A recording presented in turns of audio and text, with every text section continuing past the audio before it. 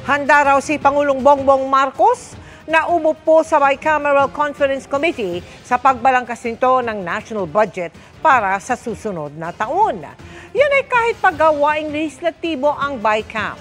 Ang ilang senador na uupo sa ika-20 Kongreso, hati ang reaksyon dito. Nakatutok si Mav Gonzales. Kung kailangan, uupo raw mismo si Pangulong Bongbong Marcos sa Bicameral Conference Committee na babalangkas ng 2026 national budget. Sabi ni Budget Secretary Amina Pangandaman, Enero pa lang may mga bili na ang Pangulo para sa 2026 budget. Uupuan daw nila lagi ang proseso ng pagpasa ng budget hanggang sa dulo. Matatanda ang maraming kumwestiyon sa 2025 national budget dahil may mga naisingit umano sa BICAM gaya ng AKAP program. Sa Budget BICAM, piling mga mambabatas at staff lang ang pribadong nag-uusap para pag-isahin ang bersyon ng Senado at Kamara. Suportado ni Senator-elect Ping Lacson ang posibleng pagsama ng Pangulo sa BICAM deliberations, basta't mag-oobserba lang siya at hindi makikialam.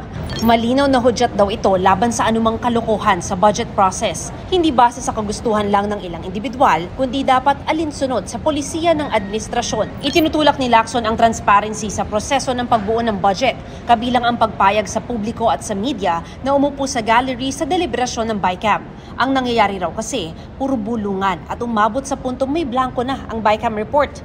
Pero nagbabala si Senador Risa Hontiveros na posibleng magkaroon ng problema kapag ipinilit ng Pangulo na personal na bantayan ng budget BICAM.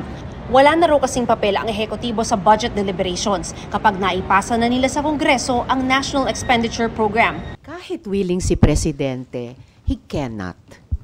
He should not. Hindi pinapayagan niya ng konstitusyon. The power of the purse is wielded by Congress. Walang papel ang Presidente bilang observer sa BICAM. Pag ipinilit yan, baka magkaroon pa sila ng problema. Baka kasuhan sila. Sabi ni Ontiveros, kung may mga hindi sinasang-ayunan ang Pangulo sa panukalang 2026 national budget na ipapasa ng Kongreso, pwede naman niyang i-veto ito. Sa Lunes, inaasahang magpupulong ang Development Budget Coordination Committee o DBCC para isapinal ang magiging budget ceiling sa 2026. Para sa GMA Integrated News, Mav Gonzales, nakatutok, 24 oras.